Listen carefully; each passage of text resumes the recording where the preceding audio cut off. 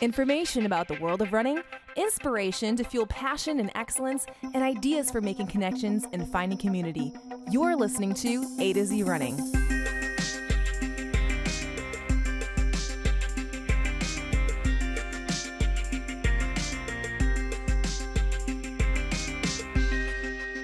Hello, everyone, and welcome back to the AtoZrunning podcast, where we help runners thrive. I'm Andi. I am Zach. And today on the AtoZrunning podcast, we're talking about fueling for the run, and we're going to get into some research and really dive into why this is such a complicated subject. 3 particular things that you want to think about while we discuss this shortly: how to train your body to metabolize stored fuel, and why the way we do that matters. Fueling choices ought to be more closely related to the nature of our training. And finally, it's possible that there may be some guiding considerations for the best sort of diet for runners. Oh yeah, I said it. Oh man. And you definitely want to know all of that and more, but you can't unless you go to AtoZrunning.com and click the word follow. Actually, I just lied, because you can if you just keep listening. However, we'd love it if you first went to AtoZrunning.com, click the word follow, go to YouTube, go to all of the social media places and podcast platforms, and click subscribe. And anywhere that there's a notification, ring that bell so that you don't have to come find us, and we can deliver our content directly to you and your ears or eyes, or we could skip both and just go straight to your brain if you'd like it. Oh, wow. That seems advanced. Well, we love connecting with you, and thank you so much to those of you who have subscribed and become part of the conversation. Margs and Marathons, you've heard her name before, and she's been on the show, and she's also had a lot of great interactions with us. She asked our most recent podcast guest, Dr. Todd Buckingham, a specific question about last week's episode, which was all about the science of building fitness. And she asked this, or she said this: love this episode. I have a question I would love answered by Dr. Todd. What effects does cycling and bike training have on run performance? In your experience, Todd, do triathletes and duathletes gain benefits in the run times from extra aerobic volume that they do during these other activities? And Todd's answer was great. He says, great question. Research has shown that aerobic benefits of cycling or swim training can have positive impacts on cardiovascular endurance for running. Swimming and cycling can also be a great way to maintain cardiovascular fitness without the increased stress that running has on the lower body because of its weight-bearing nature. This is one of the reasons why professional runners or those who do high mileage will opt to swim or bike for some of their training. However, there are specific adaptations that the body goes through while running that they do not go through when swimming or cycling. One that I mentioned is that running is weight-bearing, while the other two are not. Another is the efficiency of running, and your running form are not transferred between cycling and swimming. One of the big lessons here in Todd's response, thank you, Todd, for responding, is that time matters. How much time do you have available? Because for most of us, being that our time is limited and we're trying to gain the most possible benefits from our activities, if you are a runner with running performance goals, chances are you should be spending the most, if not all of your time in running, as opposed to adding cross-training in replace of running. And the reason is not for everyone, because if you're struggling with health issues or if you need some alleviation from that weight-bearing stuff, then these cross-training options are good alternatives. Or if you're multi-talented and you actually do those other sports. Well, there are certainly people out there who do that. Like Ann and Todd. But my point is not that. My point is, if you're a runner and you're looking to improve your running goals, your running performance, then for most of us, the answer is as much running as we healthily can maintain is probably the right mix, because we're not able to spend 2-3 hours a day training because we're not professionals for most of us. So, and that's where Todd's answer is especially helpful, because these things can have benefits, but they're not going to have the degree of benefit that a run in its stead would for runners. But again, that's saying too, like if you are down, if you are injured, you should do these exercises because we want to make those gains. Like we mentioned on the podcast, there are gains that can be made for this aerobic, this cardiovascular fitness that can last you for years. So you want to remain consistent. These are great opportunities to maintain and increase that fitness. Well, as it happens, whether you're swimming, cycling, or running, you're spending at least some amount of time sore. And what better way to alleviate some of that soreness than with Roll Recovery's products like the customizable R8. And you can check out all of these recovery products at rollrecovery.com, where you can also build your own R8. Pretty fancy stuff there. However, if you're not yet convinced, because I haven't said the word recovery enough, then let's go ahead and jump back into our conversation with Lewis Falland of Roll Recovery. You recall we've had him on a few times now, sharing some snippets of advice and ideas and insights for all of us. This time, we want to hear Lewis talk a little bit more about why recovery matters. So why should runners care about recovery products, like those that haven't used them before? And what does the research say to support that? Yeah, so like I said, I mean, that gap is kind of what we wanted to fill between the pros who get these intense massages and recovery techniques, and then people who just don't have as much access to that.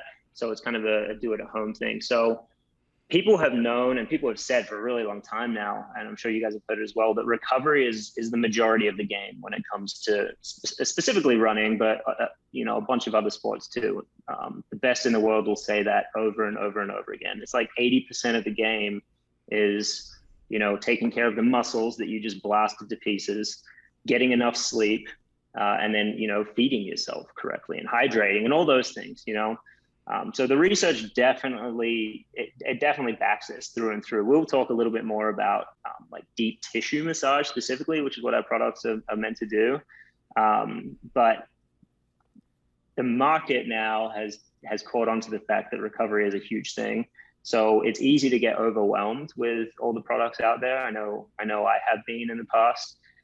You got, like the percussion guns, you have like vibrating foam rollers now, you got massage chairs, you got just like your regular foam rolling, and then the billion variations of that.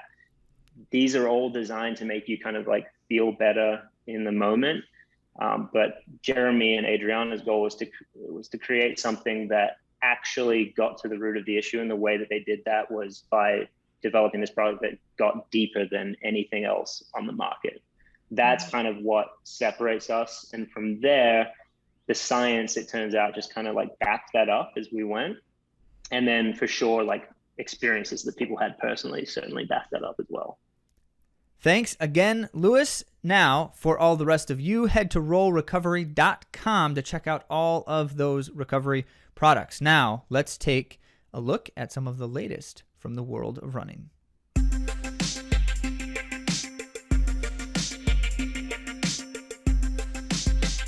We are going to start off the world of running with some very exciting news. The best news, the world's best 10K, in fact. Sifan Hassan broke the world record in the Netherlands at the FBK Games in a blistering 29:06. 10,000 meters on the track in 29:06. She bested the previous by 11 seconds. Wow. Which before then was like 14 seconds faster than the previous time. So you can imagine how excited and elated she was. In fact, there was a picture that I put in my stories, I'll put it in there again, of her just elated at the finish line. And she was doing this almost entirely alone. Yeah, pretty much. You got to call that one alone. She had pacers. They didn't make it very long. For 2K. Just a little over a mile. Not great. Wow. So her 5Ks, Zach, were 14:38 and then negative splinting in 14:28. Yeah. These are world-class 5K times. These would win. As a matter of fact, she is the world leader in the 5K right now in 14:35. She just ran faster than that in her second in her 5K. Closing 5K. What? Yeah. That wasn't impressive. There are 10,000. a lot of things that go through my mind when you see things like this. Certainly, just more than anything else, we know that Sifan Hassan is a danger in any distance-related event, even middle distance. I mean, she's run 156 in the 800, like fast. So she's the one who did the 1,500, 10,000 meter double at the 2019 World Championships, winning them both gold. I don't think anyone else has done that. I have to go back and look again, but so that's crazy. And then she also holds the European record in the half marathon in just a shade over 65 minutes. So basically, if you line up in a race with Sifan Hassan and it's a championship level event, you're pretty much just shaking and terrified. Trembling in your boots. Trembling. Yeah. Well, she has now made the history books running this amazing time. I mean, she already has before, but this was an especially difficult record to beat. It is fascinating. I just want to reflect one more time on the nature of her career because she also holds the world record in the indoor mile. And I don't know how many people have held the mile and 10,000 meter record at the same time. This is incredible. So fun to watch. She'll be at the Olympics. You can rest assured, unless she gets hurt, but she'll be there. And the question everyone's wondering is, what events does she do? It's certainly going to be plural. There's no way she does just one. But which plurality? And then just going to be exciting to watch. So we'll keep you updated certainly on that. Let's jump to Saturday, June 5th, and this was in Birmingham, England, the European 10,000 meter cup, which I haven't paid a lot of attention to this event in the past. And now I'm realizing that it's because it's kind of obscure, and that makes these things very interesting to me. So why it's kind of obscure is because it's both a European championship race, kind of. It's not a meet. It's just one race on the track, the 10,000 meters, and it's the European Cup, but it was also the British Olympic trials at the same time. So you have the Brits in the race running basically against each other and still trying to run the race against everyone else as well. And so you have two races happening at once, and I always find that to be interesting, fascinating. Well, as you can guess, it was exciting. And let's jump to the women first, because it was Eilish McColgan of Britain who won the event overall, so the European Cup title, as well as the British Trials title, because she's also British. She ran a stellar 31:19, not a PR for her, but a well-executed race. As a matter of fact, it was somewhere around 1K to go, where the leader, which, let me jump down here to get the name, Selamowet Teferi of Israel, was winning the race by over 15 seconds at one point. She had a huge lead, and Eilish McColgan reeled her in over the course of the last, well, it was basically the last 600 meters. And if you picture this, with a lap and a half to go, she was more than a full straightaway behind Teferi. So like she couldn't even see her on the same straightaway. That's really far behind on a track. Those races are always like super exciting and almost mesmerizing. To watch just the gap slowly. Yeah, to see the reeling happen. It's like, wow. So that kind of thing, it was one to watch for that reason. But it wasn't just McColgan who was reeling in Teferi either. She was actually just kind of leading the charge, specifically with countrywoman Jessica Judd, who also finished very close behind. So what it ended up being was, between the three of them, they were like a second plus a few tenths apart in the finish. And it was McColgan for the win. It was Teferi in second, which was also an Olympic qualifying time. So that's Teferi's stamp to the Olympic Games, because she did not have the time previously. And she'll be representing Israel then. And then Britain's Jessica Judd finished in third, just a shade behind in 31:20, which was also her first time running under the Olympic standard for the 10,000 meters. So that, by the way, was a 31:25, that standard. Okay. And Judd has it as well in the 5K. So we'll see the British track trials for the rest of all the events happen later in June. It was separate for the 10,000. Separate for the 10,000, which again is part of what made this an intriguing experience. But so we'll see Jessica Judd on the track again in the 5K. And I don't know, in a situation like what she's doing, I don't know what she would choose to do for the Olympics if she were to qualify in both. She's got a real chance at it, though. That's so cool. So that's good. And I did want to just mention, it was Luisa Gega of Albania who ran a new Albanian 10,000 meter record in this event. She finished in 6th place. She ran 32:16 and set a new national record. Very exciting stuff. Now up for the men. The headline of this event has been about Mo. So Mo Farah did not actually make it on the Olympic squad. He hasn't hit the Olympic time. So everyone's talking about it because obviously he's, an Olympian and one of the fastest. He's a legend. So what are your thoughts, Zach? Well, it's always a little bit tedious to me when the headline for a championship event is about a person who didn't do well. And, there were other people in the race who won and stuff, and maybe it should just be about them. But anyway, so it's always tedious when we just make it all about the star who didn't, kind of thing. But anyway, so yeah, Mo Farah did not run the time. He was second for the Brits, which means that if he were to get the time in the next few weeks, he could go to the Olympics in the 10K still. It's a very interesting thing because he's been talking like this is another 10K gold medal coming up here. That's what his goal has been, as it would be if you're a 10-time gold medalist at the world stage.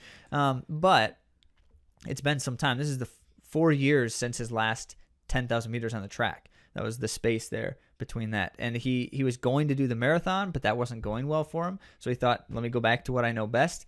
And now that didn't look great, but you got to give him some forgiveness because, he ran 27:50, which is not slow. 27:28 is the Olympic standard. But, 27:50 for what is essentially a 4-year rust buster. Yeah. I got to give that to him and just say, I'll wait and see. I'm not going to make any judgments now.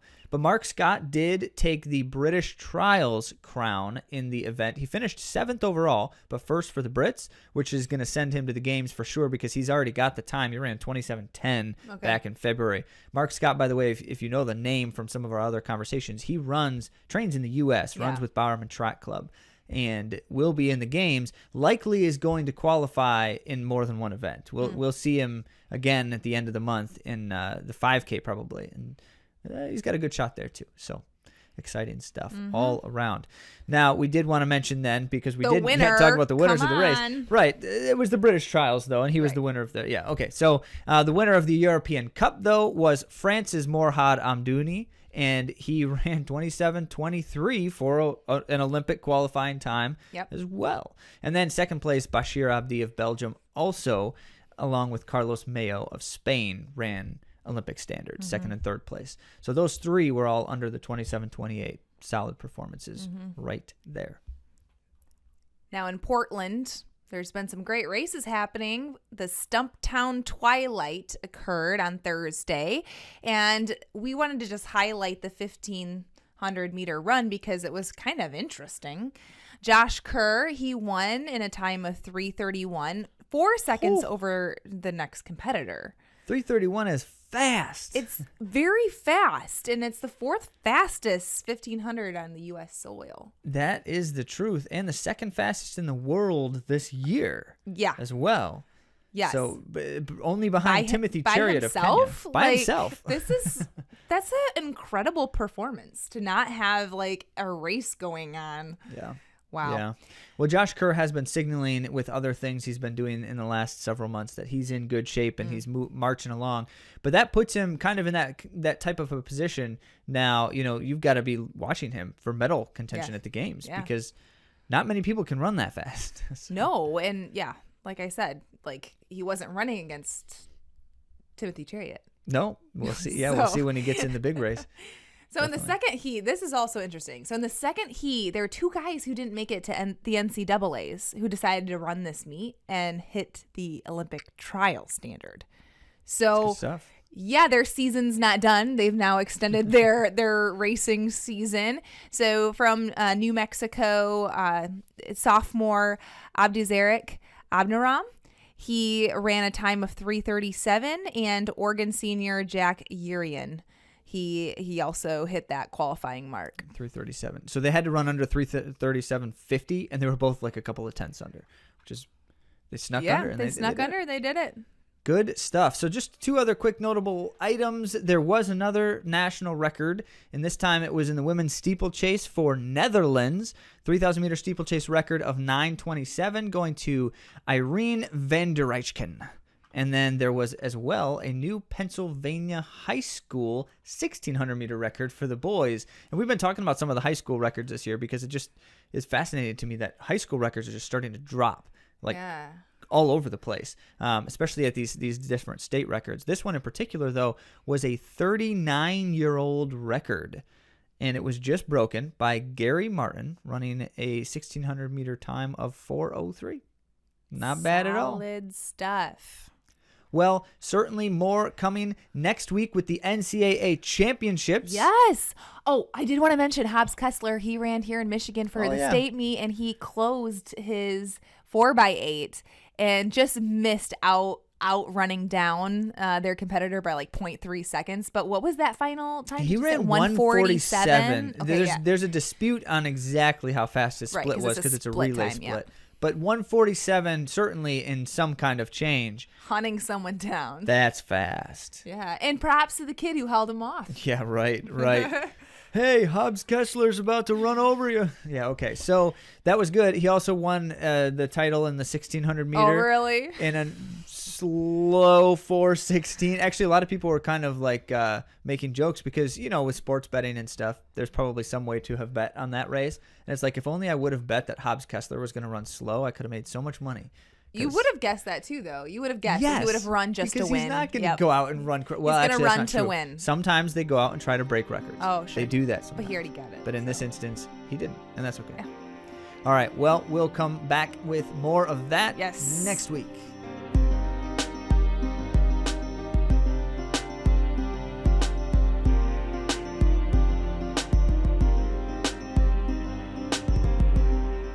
So for this topic, in order to talk well about fueling and nutrition and such, we wanted to find some good sources to share with you initially. So you're going to want to do a little bit more reading on this after listening to us talk, because this is the kind of thing that we really can't talk through all the details, especially the science of some of this, and have it be compelling listening on air for the entire time. But what we can do is draw out some of the key notes and things that you're going to want to pay attention to, and then go read more is going to be our encouragement. So I'm going to share this article. This was posted on irunfar.com by a guest post from Corinne Malcolm, I believe is her name. And most importantly here, she cites a lot of studies. And so this is where it's always good to say, okay, how does this information play at the science level? And then why does that tell me something valuable about my running? That is where you'd want to start. And so I use her article because it's a really great synthesis of the fueling and what's happening inside our bodies, even down to a cellular level, as well as then what that means for training. So what we're going to do here is we're going to first break down the fueling and the science a little bit, and then we're going to give you 3 big takeaways for training and running, and really try to make it make sense here. So I like talking about this kind of stuff.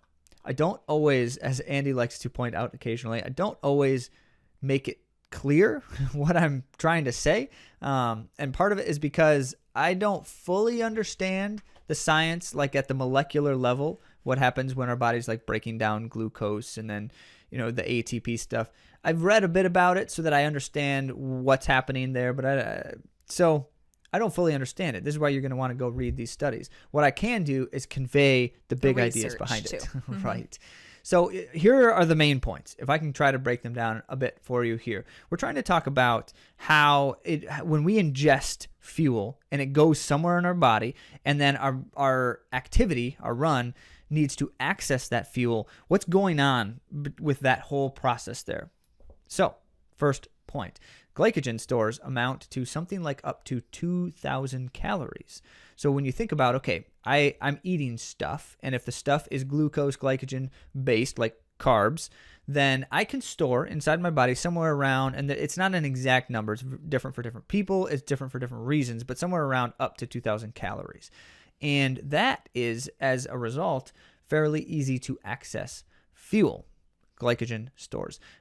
Generally, it would last, if I'm doing kind of like a strong aerobic activity, it would last maybe 90 to 120 minutes. And that's all a very big maybe, because it depends on everything. Like weather matters there, how much you're wearing matters there, but you're also rarely ever running at full maximum storage. Sure. Right. So you're not at the full storage. You're at some amount didn't eat depleted. the Pop-Tart at 2 a.m., okay? Well, yeah. Like, did you top off your fuel stores enough in exactly the right increments? No, because you weren't trying to do that. There are people out there who have researched it enough to know exactly how to try to keep that fuel store at right at the top. Anyway, so that means 90 to about 120 minutes on just this glycogen stores. It's easier to burn, as I mentioned, and what the science tells us about that is basically it's something that your body can burn into ATP and a few other things quickly, and that's the stuff that your cells need then to produce energy, that ATP especially. And so as a result, with oxygen as a part of the process, so an aerobic activity, it's a fairly quick burn, but it also can go from aerobic to anaerobic. Glycogen can be burned in any energy, any energy system uses glycogen if it's available. And so because as a consequence, you can be in an aerobic activity burning glycogen and immediately go to anaerobic and continue burning the same fuel source, which is why you can make that jump so easily. It's not hard to go from aerobic to anaerobic, or at least it's hard, but it's not difficult for your body. I think I know what you're saying. Yes. Yep. Mm-hmm. Okay, so that's the interesting thing about glycogen stores. Does not require oxygen, but it can use oxygen, so it's a fairly versatile fuel source, and it burns quickly, it burns easily, but because it burns quickly, it doesn't last terribly long, and the fuel stores themselves are very low. So I said 2,000 calories, and that initially, that's like, oh, that's a lot, right? How about this? Fat storage in your body can, and this is again a very big can, store up to something like 100,000 calories. And that's not true for all people. Yeah, exactly. It probably depends on like the size of person. Yes. Yep. And the many size other factors. and it depends on your body mass index, a few other things. Like there's a lot of factors that are just related and involved. I didn't go into much detail in my own research on that at this moment in my life. At some point, I'm certainly going to because I'm very curious about all of this. But the key takeaway here is your fat storage is significantly higher, even for someone who's like, very lean, super skinny. You still have higher fat storage content than glycogen storage content, and it's available to you as a fuel for running. However, there's some more caveats there. The first thing I guess is to say as far as a runner, unless you're doing crazy ultra marathons, but like marathoners and even shorter ultra marathoners, you could burn fat storage the entire time, basically, and you're not going to run out of stored fat. So in terms of like the amount that's available to burn, it's nearly infinite in relative terms here. At a certain pace. Yes, and that's the key here. So it takes longer to burn it, which means you can't burn it as quickly, so you can't use it as quickly. So you have to be going slower. You have to be going easier so that your body isn't trying to burn it too quickly, because if it is, it immediately stops. It doesn't work.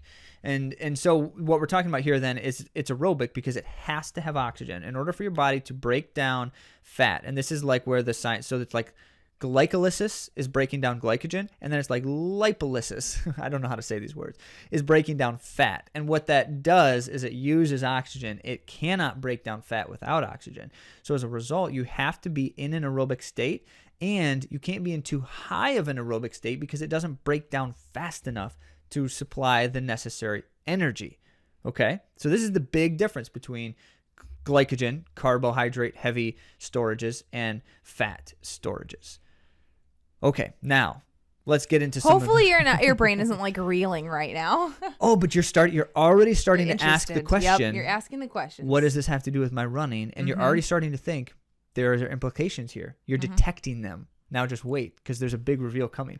So, okay, for a normal person eating a normal diet, because this author, by the way, spends a lot of time discussing the different kinds of diets that relate to carbohydrate, protein, and fat intake. And that's fascinating. I did not try to go through much detail of her examination, but go read that article if you want to more. Right, because we also don't want to get into any kind of conflicts with any of you. I don't mind getting in conflicts with you. I don't want Andy to. doesn't want to. But actually, I do have some things related to that later. Oh, Andy you do? doesn't even know about it because I didn't share it Aw. with her yet.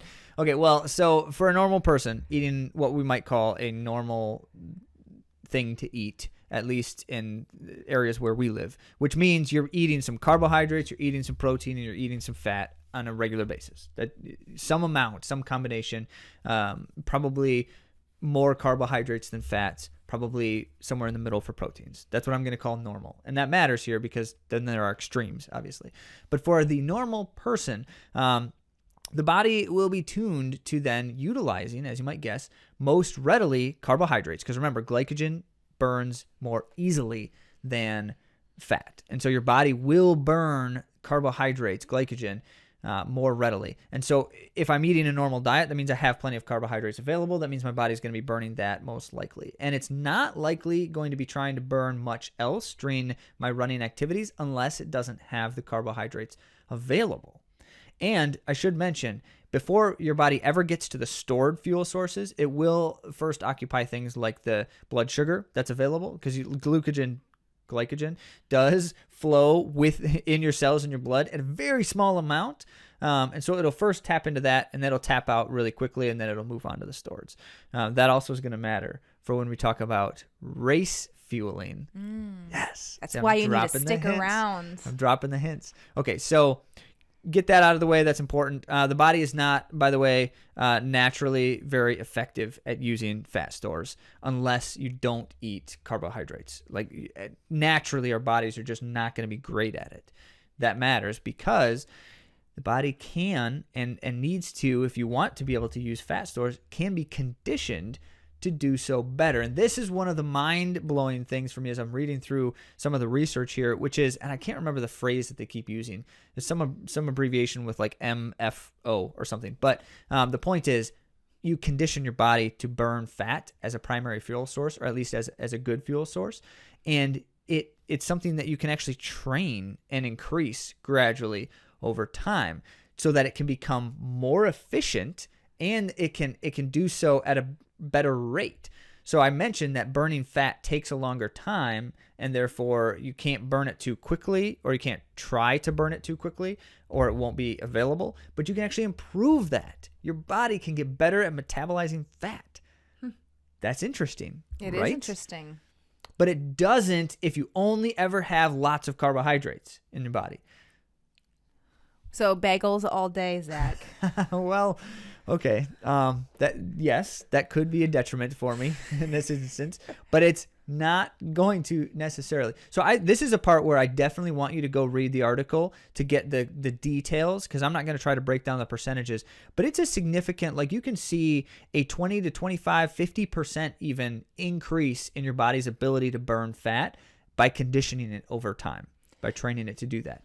And that is where, and like Andy said, we're not going to try to spend a lot of time on this, but that is where the keto type of diets get that's their mantra, is that we can make your body great at burning fat so you don't need all those carbs, therefore it's a good diet, right? Not going to argue that point at this moment, but that's the point that the keto diet tries to live and die on, and it's absolutely true. And so what happens is you basically condition your body to burn fat better by doing one of two things. One, don't eat carbs. If you stop eating carbs, your body will find another way, and that will be predominantly in fats. Well, I read this article and she said it wasn't a great idea to only eat fats. Yep, that's true. We'll come back to why in a moment. But the second way you can condition your body to only eat fats is, well, actually, you know what? Let's dwell on this for a moment, because otherwise I'm never going to come back to it. I'm going to forget. Why is the keto diet have some potential negative consequences? And it's simply, foremost, because you can potentially ruin your body's ability then to use carbohydrates. Well, and you'd have to be going slow all the time. And that's so if I do a fat only diet for a protracted period of time, if it's just like briefly for a little bit, it's not going to make much of a difference. But for a significant period of time, then my body's going to gain its efficiency in burning fats at the cost of losing its ability to burn well carbohydrates. So then when you eat carbohydrates, and we all know this, if I'm on a keto diet for 6 months and then I go and I eat a piece of cake, it doesn't feel good, it doesn't digest well, and it doesn't produce very helpful energy stores. As a matter of fact, it actually just converts to like dead weight really quickly in your body, and then your body doesn't know what to do with it. It's really rough. But that's, that we understand that because the body is adaptable, and this is good. However, there's also some other surrounding ramifications for runners. And the first, as Andy said, is glycogen is our intensity fuel.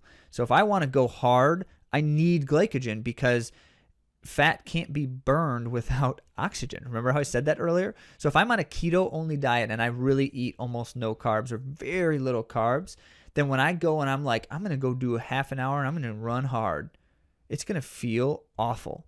And it's probably not even going to work because your body can't burn fat without oxygen. So once you exceed the oxygen threshold, like VO2 max, you have no fuel because you don't have any carbs in your system. It's brutal. Okay, so that's not a good thing. There's also some emerging research, and I share this with a very heavy caveat. I know nothing about this field, and I'm only sharing because this author pointed to a study that clearly indicates this research, but there's not a lot of study on it.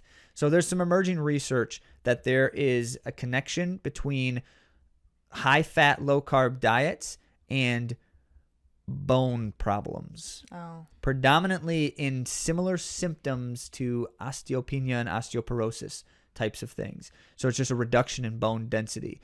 Now, interestingly enough, that makes total sense to me. And I don't know, the research didn't point at this because this wasn't part of the scope of their study, but it makes total sense to me because as a runner, when you do these hard activities, it's not just the direct fuel source that your body's utilizing. It's also utilizing micronutrients in a lot of complex ways. And one of those is your muscles need calcium to work hard. Okay. They need it.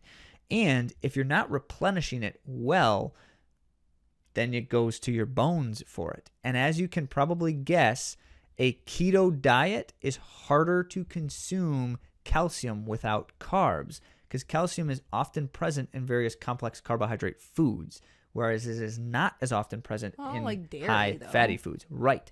But how much dairy are you consuming? So you see a trend there where the body seems to be utilizing bone health in a negative way with those. So I don't know why. That was my speculation. But the study, and there's not much on it. There's not a lot of study on it, but seems to point in that direction. So that's a possible concern, just something to watch. In my opinion right now, it's not a confirmed thing, something to watch. So yeah, a lot there. And the reason why I wanted to do that, all of that, is to say there's another way. There's a second way to train our body to use fat as fuel, and that is in our running training more specifically, and in doing so in a few different possible ways within our running. And the nature of this is basically if you deplete all of your carbohydrate stores, then your body's going to look somewhere else for fuel. And as long as you're in an aerobic state using oxygen, your body can break down those fats. If you've never done that before, if your body has only ever tried to burn carbohydrates, and you probably don't even know if that's true, but if you have not trained your fat burning systems, you need to be at a very low intensity aerobic effort. Because even if you're within the aerobic range, but you're at a higher intensity aerobic effort, your body's still not going to be able to work well with those fats. And so we need to be at a very easy type of pace, and we need to have our carbohydrate stores depleted, our glycogen stores depleted. And when we do that, our body starts to say, hey, there's this fat. I can do that. Now, you can do that in a couple of different ways, but one of the easiest is fasted state running. I've never done this. Right. But the cyclists have been onto this for years. And runners just tend to be either or with this kind of thing. Either runners do know about it and do it on purpose, or it's don't. not worth the risk to them because you could get injured. Potentially. And that's where how you approach it and with what care. So the main thing is if you're doing a fasted state run, keep it low intensity, because the higher the intensity, the more your body's trying to use fuel sources, because you need oxygen, right, to burn fat. And so you got to keep it low intensity. Also, the amount of time you spend at a fasted state run matters, because the longer you spend, the harder it is for your body and the longer recovery time you need. And that's where the risk of injury comes in, is you do a really long fasted state run and it takes a little bit longer for your body to recover fully. Why? Because it has to replenish more of those stores in addition to repairing some of the cellular level micronutrient types of things. But so it's going to take longer to recover. It's largely not an issue as long as your run is, let's just throw a ballpark, like under 90 minutes.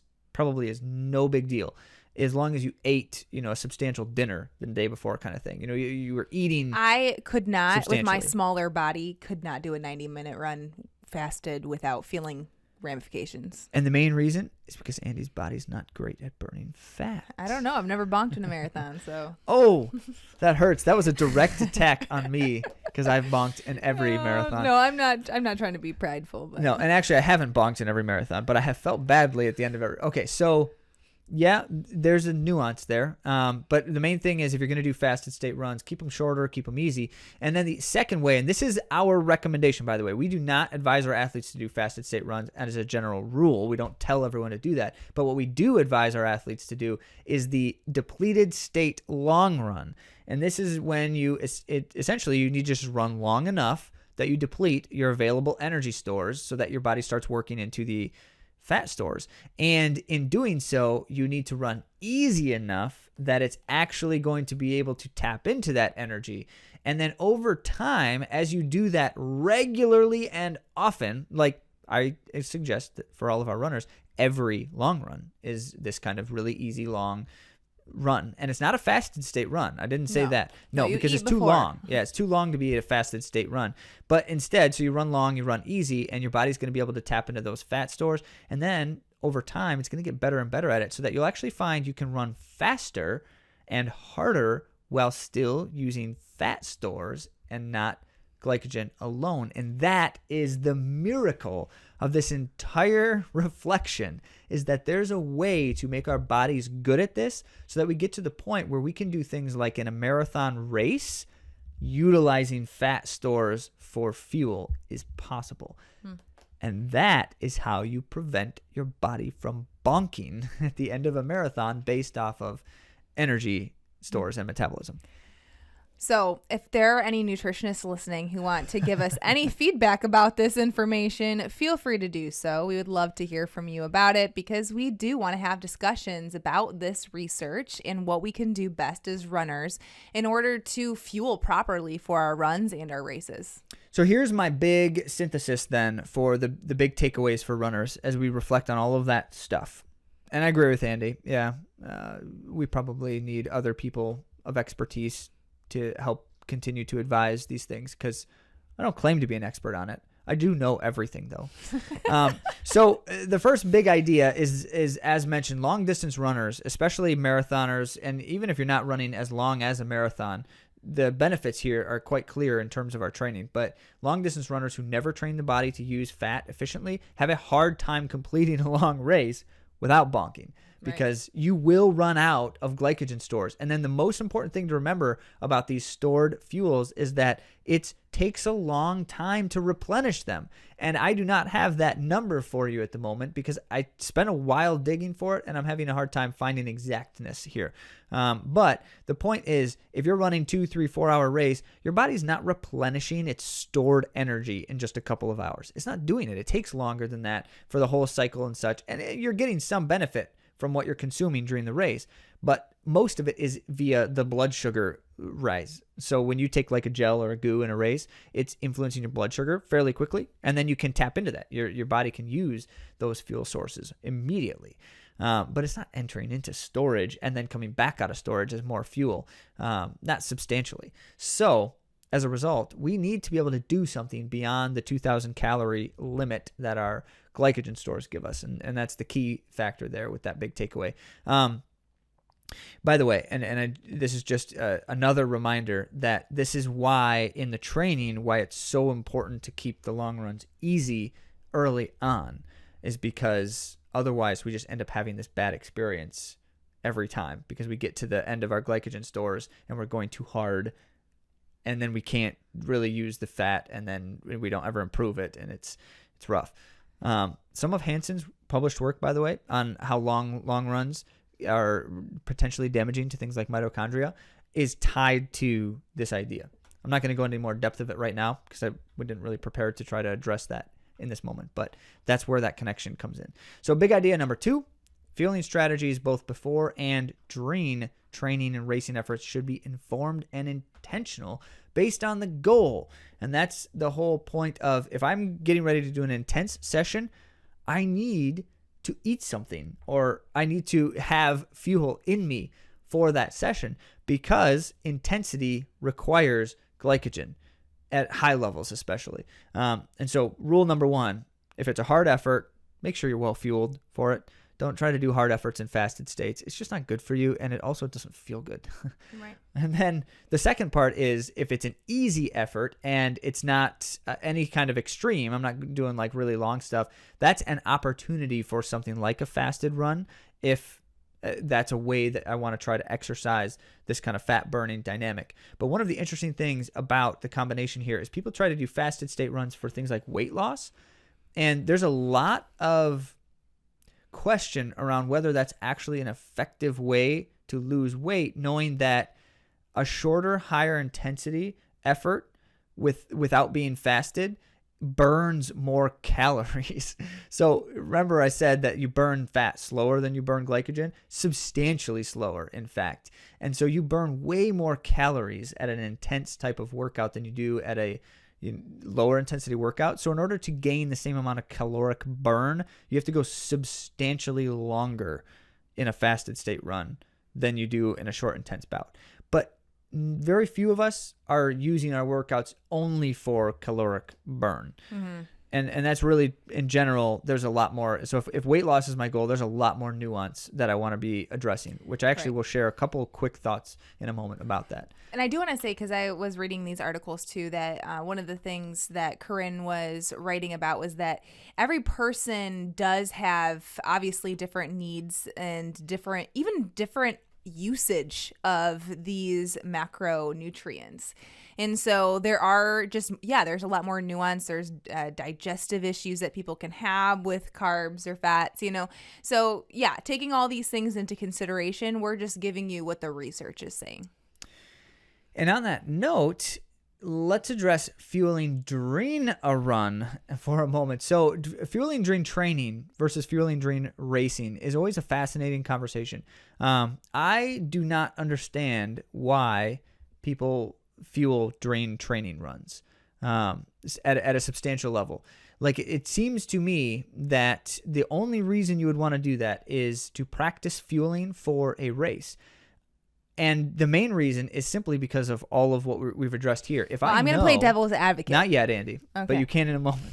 If I know that the goal of training is to prepare my body for the race as best as possible, and I know that as a long-distance runner, so you shouldn't be fueling during training unless you're a long-distance runner, because you're probably not training so long that you need to take in fuel. Maybe that's a different conversation. But the point is, fueling during the training run is going to change the nature of how my body is accessing fuel during the run. And so, as mentioned, if I want to train the fat storage access, I can't take in sugars while I'm running, or my body's just going to continue using the glycogen that I'm taking in while I'm running.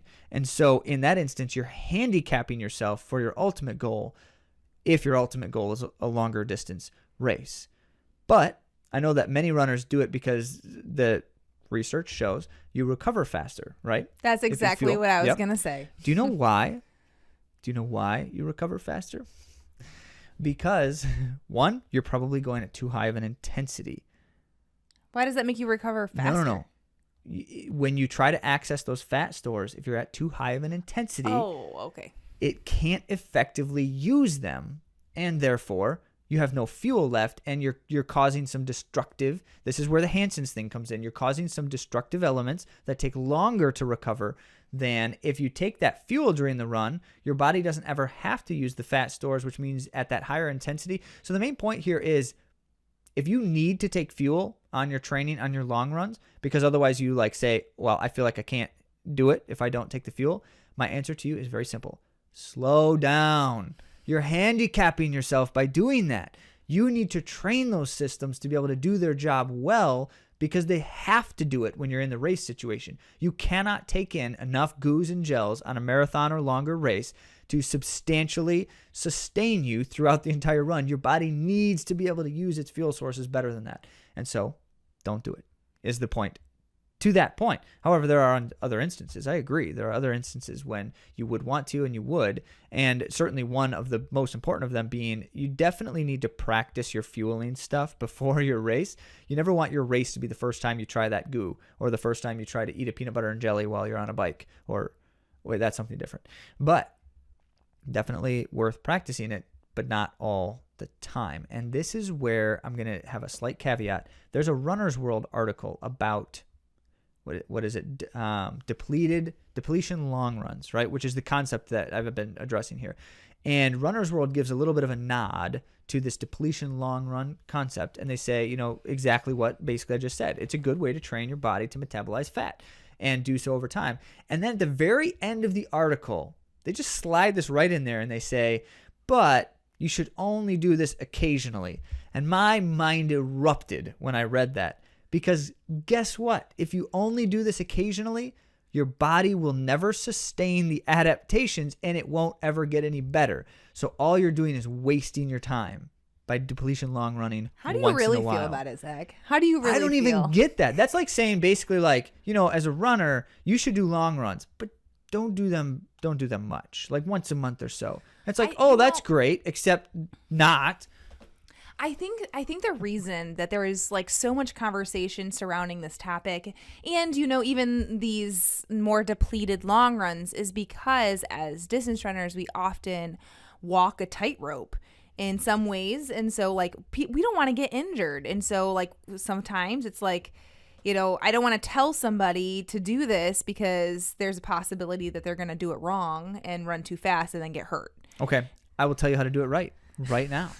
That's great, Andi. Thank you for reminding me to tell everyone how to do it right. Okay, so in conditioning, when you're in the early stages of your training cycle, all depletion long runs. No fuel during your long runs. Certainly eat a breakfast. I mean, eat before the run because you want to be going long. And how long are these long runs? Well, so you need total depletion. The whole point of the long run in this phase is to achieve total depletion so that you can teach your body to use those aerobic stores. So 2 to 2.5 to 3 hours for almost all of us is what it's going to take to do that. But level of intensity matters as well because they have to be easy.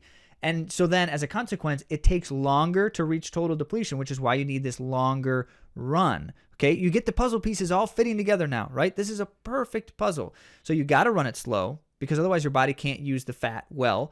And you have to run it long enough that your body can deplete all the glycogen stores and then can access the fat. Now, someone smart out there is going to say, well, why don't you just run really hard for a little while, burn all that glycogen, and then just run slow for another hour or something? And my answer to you is, I don't think it works that way. Even if it does work that way, that's really not great training for the long goal, which is, you need the time on feet as well. So there is another benefit to it, which is you're building your leg strength also while you're doing this. So I need you to be running a little bit longer long run. Don't just try to cheat or game the system there. However, that's also why you need to keep it slow, is so that you can achieve the use of fats with oxygen. So you keep it slow, you keep it long, and you don't mess around with fueling during the run, and you don't mess around with any of that progressive long run stuff. That has no place in a conditioning early stages of a training cycle. However, as Arthur Lydiard argued, among many others, but he was probably the first, and he did it before anyone knew this science, there's a time later in your training when your body has now built up its capacity to burn fat at higher and higher intensities, because as I said, that grows, and it actually can grow substantially over time. Not the Runner's World method, which is occasional, but regular long runs, depletion long runs. So you build it up over time, and then you're able to actually run at a fairly high aerobic intensity while still burning those fats. And that's when you really get the money long runs, when you have the opportunity to do things like harder long runs. You could go the progressive route. Lydiard argued against progressive long runs himself, largely because that's a recipe for overdoing it by accident. It's certainly a recipe for putting yourself too close to the line. He would have his athletes, and I think this is probably a better approach in general here, is just run the entire run at a little bit more elevated state. And so if your long runs... steady state? No, not fully, but closer. So if your long runs were something like, 9-minute pace at very easy, that was your very easy long run during conditioning, then later in these stages, you might be running your long runs at like 8 or 8:30 pace. So it's not substantially faster, but it's faster, and it's still maximizing your body's capacity to burn those fat stores, as well as elevating some of the training components that you want late in the stages before the race. There, I just told you the right way to do it. So now in training, there's a reason for these certain things at certain times. And I probably didn't mention it because there was a big idea number 3, and that has to do with our diets. And after reading through this entire article, and I appreciated the author, Corinne, she did give kind of like a here's my take then on the right way to do the diet thing for runners.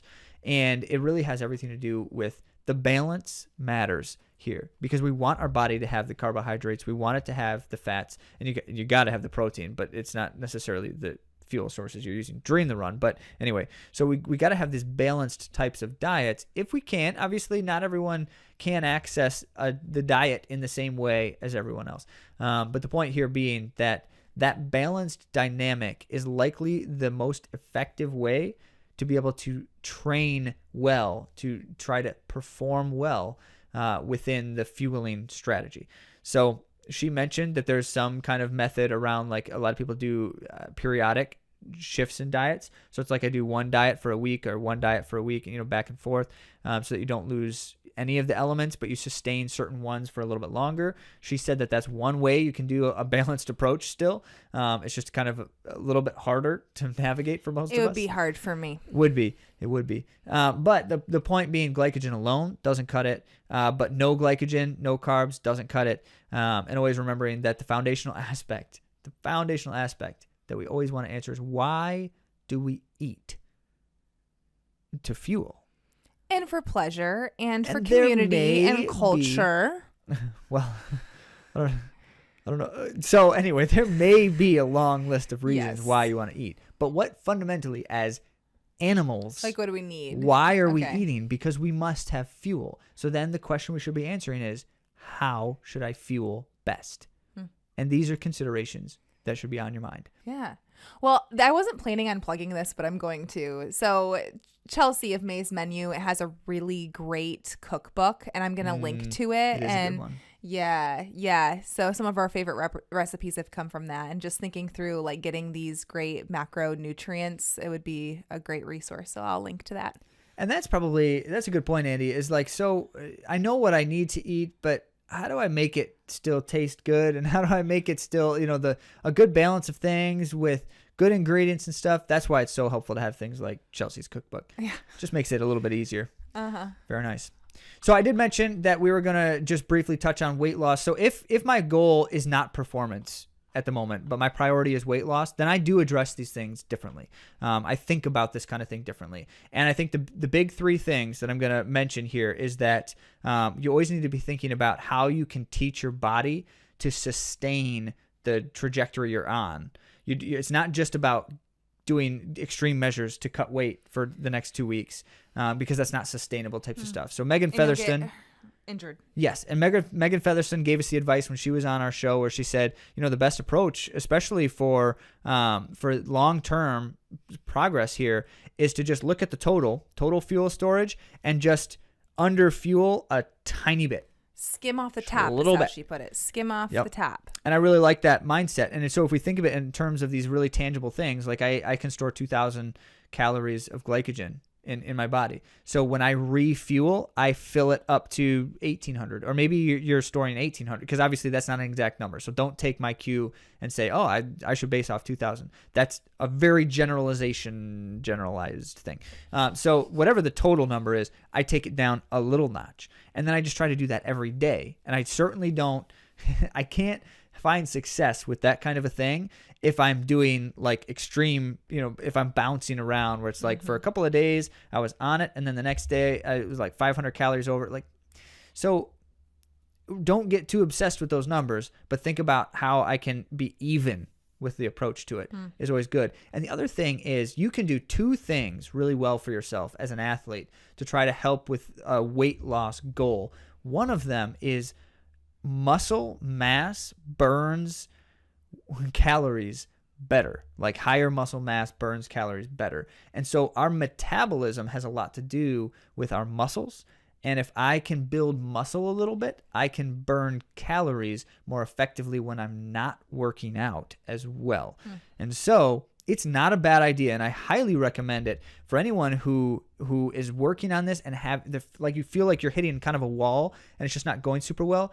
Hit the weight room for like 3 weeks. And don't do anything crazy, but hit the weight room for like 3 weeks and do the high weight, low rep types of situations with plenty of rest between the segments, because you don't want to blow your muscles out. You just want to be able to build a little bit of these muscle fibers. So you gain a few more muscle fibers, and it's going to benefit you throughout the day. And that's a good way to pair with the balanced approach to have kind of a little bit of extra help. So another great way is to, talk to a sports nutritionist. So we'll link Someone to who's Megan actually an expert in these things. Featherston, that episode that we had with her, but also her information. It's good stuff. Well, we just basically tried to throw at you everything you should want to know about fueling as a runner, or at least everything that's on our mind at this exact moment. Just remember the big ideas, right? Train your body to use fat, and you'll be glad you did. Be smart about how your fueling and training interact with each other, and make your choice based off of what your training needs, not just, this sounds like a good idea today, or I didn't have enough time and so I didn't eat anything before my 8x800 interval workout. And 3, balance the diet to support quality training and performance. And as always, we'd love to hear from you. We'd love to hear your experiences. And if you would like a coach, if you're looking for a coach, we have a few more openings. So please contact us. You can find our training support at AtoZrunning.com. Thanks so much for joining us, and we'll talk to you next week.